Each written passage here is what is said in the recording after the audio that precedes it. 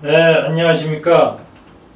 오늘은 그 현안 이슈 중심으로 토크를 한번 해보도록 하겠습니다. 새피디TV입니다. 이거 그 여러 가지 이슈가 있어요, 그죠? 그렇기 때문에 오늘은 종합적인 얘기를 한번 해보도록 하겠습니다. 편하게 얘기하겠습니다. 우리 새피디TV에서는 그냥 여러분들이 당최 취지대로 2030들의 경제산업교육, 그다음에 재테크교육, 이런 것들, 문화교육, 이런 측면에서 하다 보니까 이 미국의 주식을 안 할 수가 없습니다. 한국의 주식도 나중에 하겠습니다만은 부동산 얘기도 할 겁니다. 그 다음에 국민연금 얘기도 많이 했습니다. 그래서 재테크를 2030의 문제만이 아니고 40, 50, 60, 70까지 전부 다들 사실 다 고민이 많으신 것 같아요. 그래서 그런 문제를 그냥 저희도 재테크를 실질적으로 하면서 한번 공부하는 차원에서 이렇게 정보를 괜찮다 하고 생각이 되는 거 이렇게 제공해 드리는 차원입니다. 편하게 들으시죠. 이게 회원수가 이제 구독자 수가 몇 명이 안 돼서 사실은 별로 늘지 않기 때문에 주변에서 안타까워 하시는 분들도 계신데 저희나 그냥 그리고 유명한 분들을 좀 제 주변에 왜 없겠습니까? 그런데 이제 제가 그런 분들을 좀 모시기에는 너무 아직까지는 좀 구독자 수가 좀 없기 때문에 나중에 좋은 프로그램으로 만들도록 하겠습니다. 계속. 자, 일단 몇 가지만 이렇게 적어놨습니다. 국민연금 개혁안 비교하고 추진한 선정. 국민연금 개혁안은 지금 보건복지부에서 지금 제시를 했어요. 윤석열 대통령 정부에서. 그런데 이제 몇 가지 개선안이 있는데, 2030 측면이나 또 40, 50 측면에서는 부족한 측면이 있다고들 생각들 하시죠. 근데 이제 정부 쪽에서만 하면 그건 너무 또, 재정 안정화를 요구하기 때문에, 이거를 좀 다시 한번 생각해 봐야 되지 않나, 이렇게 생각이 됩니다. 그래서 요건만 말씀드리면, 요약해서, 일단 재정 안정화를, 일부 양보해서 물가 연계 부분을 좀 삭제하는 게 어떨까. 이래서 이게, 국민의힘과 민주당이 연합해서 이 국민들, 2030, 40, 50, 이런 분들을 위해서, 물가 연계 부분을 좀 삭제를 해서, 나머지는 그냥 그대로 통과받는 거죠. 13%, 42%, 그 다음에, 정부의 지불 보증을 법률화, 명확화하는 거, 그런 부분 세 가지는 필히 집어넣고, 물가 연계 부분만 좀 삭제해서 일단 통과시키고, 보는 게 낫지 않겠나. 저는 그렇게 생각합니다. 이게 아마 2030들도 좋아할 거고, 4050도 좋아할 거라고 생각이 됩니다. 저는 수익지원을 말씀드리는데, 그러니까 모든 분야에 불이 들어와야 합니다. 그렇죠? 예를 들면, 갑돌이도 있고, 홍길동도 있고, 갑순이도 있고, 전부 다 있는데, 갑순이만 좋아하면 안 되잖아요, 이게. 어떤 정책이. 그죠? 그래서 이거를 좀 더, 확실하게 해야 된다. 그래서 이거를 제가 수익지론이라고 얘기하고 있습니다. 그러니까 모든 정책이라는 거는, 정책의 혜택을 보는 사람들이 있고, 피해를 보는 사람들이 있는데, 피해를 보는 사람들도 피해가 없게 만들어야 되죠. 어떤 득을 보는 사람들, 득을 만들기 위해서, 혜택을 주기 위해서 피해를 양산해서는 또 곤란하지 않겠습니까? 서로 양보를 해야겠죠. 그래서 경제를 좀 살려야 되고 부채를 조정을 해야 됩니다. 너무 부채를 방만하게 관리해서는 안 됩니다. 솔직히 과거 정부에서 부채가 너무 많이 늘었지 않습니까? 일반적으로 모든 사람들이 그렇게 느끼고 있고 재정학자, 공공경제학자, 예산을 다루시는 분들 다 공통적으로 부채가 너무 많이 늘었다 이렇게 생각하고 있습니다. 그 다음에 부동산 시장이 있고 증권시장, 달러, 환율 이런 여러 가지 정책적인 변수가 있습니다. 이런 정책적인 변수들을 하나하나 다 맞춰줘야 되겠죠. 그리고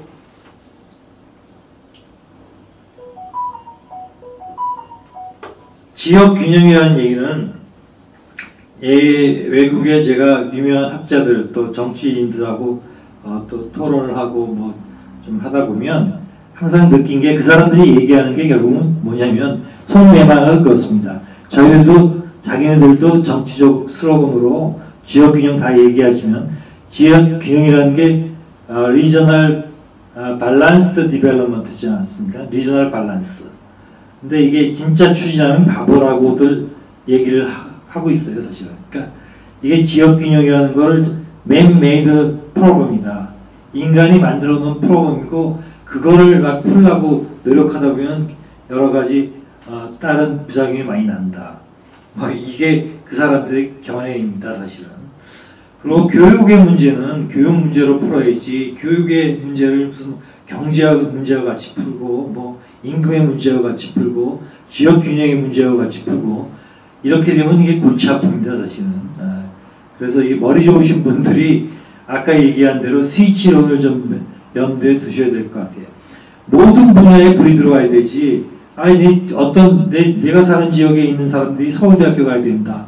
연대를 가야 된다. 근데 잘 못 가. 이게 왜? 학원이 없기 때문이야. 이런 식으로 하다 보면 거기에 학원도 없고 학원 없이 문제를 잘 풀게 할 수도 있는 거죠. 그리고 아니면 보스턴에 보면 MIT도 있고 하버드도 있습니다. 다른 동네면 뉴욕 대학도 있고 캘리포니아 가면 스탠포드라는 대학도 유명한 대학입니다. 그 다음에 시카고 가면 놀스웨스턴이라는 대학도 유명하고 시카고 대학도 유명하고 필라델피아 가면 유니버시티 오브 펜실바니아 유펜이라고 그러죠. 거기도 있고 이렇게 다 유명한 학교들을 곳곳에 설립해서 육성을 하면 되지. 이거 서울대학교 연대 고대만 놓고서 카이스트만 놓고서 그거를 거기 가기 위해서 다른 잣대를 또 만들어서 입학을 시키자. 이건 서로 동의를 안 할 겁니다, 아마. 스위치론이 있지 않습니까? 모든 분야에 불이 들어와야 된다. 이것을 말씀드리는 거고. 그렇습니다. 그래서 교육은 교육 문제로 풀어야 된다는 거고. 그로스폴이 사실 옛날에 나온 얘기인데, 이게, 어떻게 보면 이게 크레이식한 게 또 좋은 수도 있어요. 그래서 성장 거점 방식이 효율적일 수밖에 없다. 그러니까 LA도 개발하고 보스턴도 개발하고 뉴욕도 개발하고 필라델피아가 이제 펜실바니아에 여러 도시가 있는데 필라델피아가 인구가 제일 많습니다. 그러니까 거기도 이제 크로스폴을 만들어서 서로 이렇게 성장의 거점을 만들고 그 확산을 시키는 거죠. 그런 식의 방법이죠. 또 마찬가지로 독일도 마찬가지입니다. 프랑크푸르트 있고 켈런 있고 여러 가지가 있습니다만 여러 도시가 있습니다.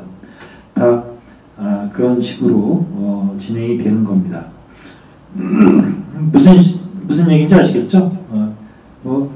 그렇고 이거를 이제 좀 보시면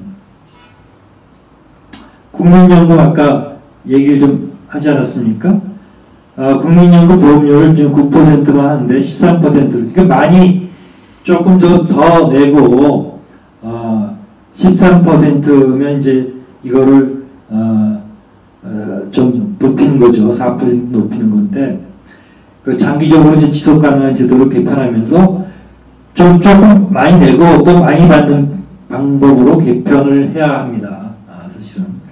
그래서 심의 확정했고 이걸 또 명목 소득 개체를 42% 수준으로 상향 조정했다 이거죠.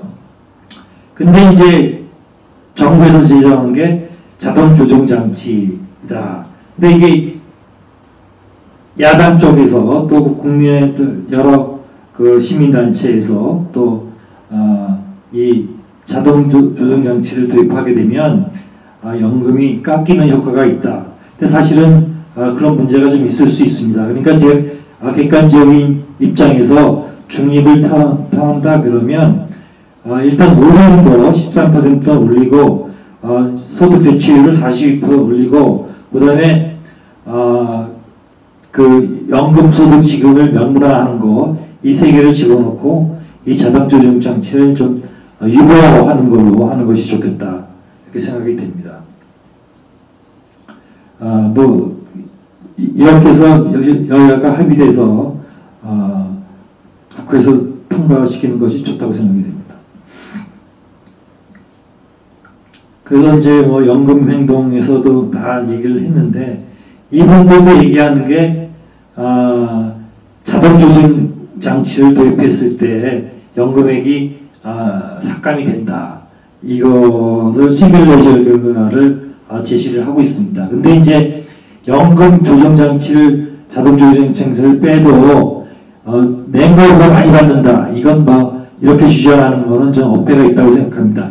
결대 이거를 도입을 안 하는 게 낫다고 생각이 되고 있습니다. 그러니까 아니 지금 그 공무원연금, 사학연금 등도 마찬가지지만 그 분들도 많이 냈지만 많이 받지 않습니까? 아주 많이 냈어요, 사실은. 그렇지만 많이 냈고 있기 때문에 격차가 더 이상 벌어져서는 국민의 화합의 차원에서도 좀 문제가 있을 수 있죠. 그래서 이것이 일단 통과가 되어야 된다고 생각이 되고 있습니다.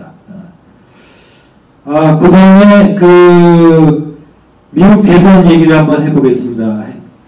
트럼프와 해리스인데 해리스와 트럼프 뭐 외교 정책 뭐 다 있지만 지금 사실은 그 미국 대선 제도는 좀 독특하죠. 각 펜실바니아 주에서 이기면은 거기 있는 표를 다 가져가는 승자 독식으로 가져가죠. 그래서 대의원수를 하고 있는데 지금 선거가 이제 예전 대의원수 상으로는 트럼프가 조금 이길 수도 있다고 얘기가 되고 있고 또 아니면 또 해리스가 투표 전체적인 투표는 더 많은데 뭐 이런 얘기가 나오기도 하는데 또 뭐 히스패닉 계통의 표가 어디로 쏠리느냐 또 뭐 아시안계 표가 어디로 가느냐 샤이 표가 뭐 트럼프만 있는 게 아니고 샤이 해리스 표도 있다 뭐 여기 여러 가지 얘기가 나오고 있습니다. 그래서 결국 선거인단 제도를 한번 보면 이게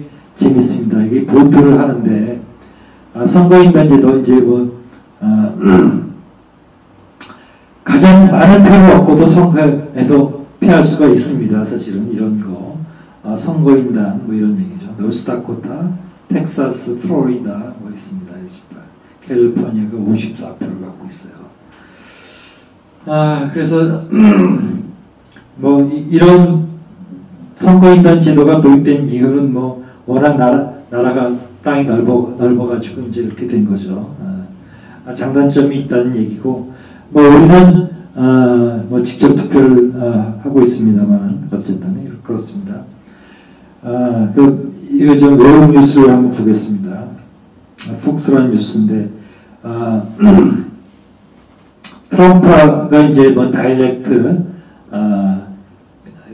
뭐 게이비즈 인서트 모욕적인 걸 했을 때 뭐 이런 직접적으로 수백만의 미국인들한테 메시지를 보냈다. 미국은 지금 X라는 것들도 많이 쓰고 있고 페이스북이죠 메타인데 뭐 그런 것도 쓰고 있고 뭐 인스타그램도 있고 뭐 대중적인 메신저들이 상당히 많이 있습니다. 그래서 지금 사실은 그 주요 언론은 지금 민주당 쪽에 좀 호의적인 걸로 돼 있는데 일부는 좀 트럼프 쪽으로 돌아섰다는 얘기도 있습니다만 결국은 좀 뭐 저희는 누가 이길지 낙관하기 쉽지 않다. 끝에까지 가봐야 알겠다. 뭐 이런 거고 그다음에 이제 미국의 국익을 위해서 모두 후보가 다 같이 노력할 거라는 것은 명확한 사실인데 중동전이라든지 소련의 우크라이나 전쟁 뭐 이런 거에 조기 종식을 누가 할 것인가 이거는 좀 갈리는 방향이 있습니다. 중국에 대해서 제재를 누가 더 세게 하느냐. 제재는 다 있는데 누가 더 세게 하느냐. 이 정도죠. 그리고 이제 지금 푸틴이 어떻게 될지도 모른다. 이런 얘기도 나와 있기 때문에, 그렇습니다. 지금 우리가 그 중요한 이슈는 지금 대선하고, 한국의 분들이, 테슬라하고 엔비디아, 기타 여러 가지, 주식들을 많이 갖고 계십니다만은, 테슬라는 다시 그 돈나무, 캐시우드가 언니가 나오셔서, 10배가 아니라 무슨 지금 한 250불, 260불까지 갔다가, 270불까지 갔다가 지금 한 250불로 다시 내려와 있는 상황인데, 계속 지금 엔비디아, 테슬라의 뉴스가 많이 나오고 있죠. 그래서 월스트리트의 그 주요 펀드나 투자자들도 테슬라를 지금 다시 보고 있다. 그래서 많이 올라가고 있죠. 그래서 결국은 좀 떨구면서 손바꿈을 하지 않을까. 그래서 장기 투자하시는 분들이 결국 승리할 가능성이 많다. 돈나무 언니는 한 10배 이상 보고 있는 것 같아요. 2,000불 정도, 3,000불까지도 간다면 얘기도 하는데, 기간의 문제겠죠. 물론 이게 1년 단기간에 되는 건 아니고, 내년에도 상당히 많이 오를 가능성이 있습니다. 내년에도. 350불, 400불, 500불, 이 정도 갈 수도 있겠어요. 그리고 이제, 결국은, 거기에 지금, 옵티머스 로봇이 사실, 미지수인데, 지금, 이게 영상으로 안 보여주는 게 많이 있습니다. 많이 커피가 있기 때문에 이게 많이 베끼거든요. 그래서 이제 2,000불, 2,000만 원 이하로 떨궈가지고, 개별적인 서비스도 하고, 공장에도 가고, 제 생각에는, 로봇택시가 이제, 페달이 없고, 브레이크가 없고, 핸들이 없고, 이게 이제 로봇택시로 되어 있지만, 그 자체가 아니라, 제 생각에는 옵티머스 로봇을 훈련을 시켜서, 내 운전기사가 될 수도 있다고 생각이 돼요. 그러니까 FSD를 쓰면서 약간 슈퍼바이즈드, 이건 제 생각인데, 이건 일론 머스크가 제 생각을 좀 받으셨으면 저한테 좀 아이디어 값을 좀 주십시오. Hi, Elon Musk, can you give the contribution price for me? Okay. 나에 대해서 기부를 좀 해주세요. Thank you very much. 어쨌든 저는 이 생각이 들어요. 일단 테슬라 차에 핸들이 있고 브레이크가 있어요. 거기에 FSD가 작동이 되는데, FSD가 작동이 되는데 로봇을 운전기사로 쓰는 거죠.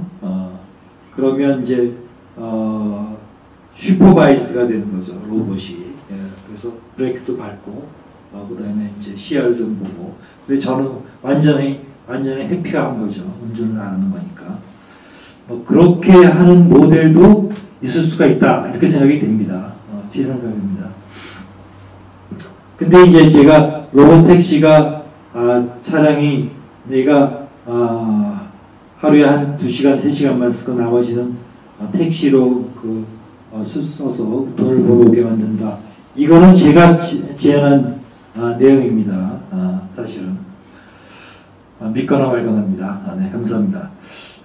어쨌든 그렇고, 그 다음에 이제 원전주가 이제 AI를 하다 보면, 데이터 센터를 하다 보면 이제 엄청나게 에너지가 많이 필요한데, 고전적인 원전도 중요하지만, SMR이라고, 스몰 모듈러 리액터, 소위 원전이죠.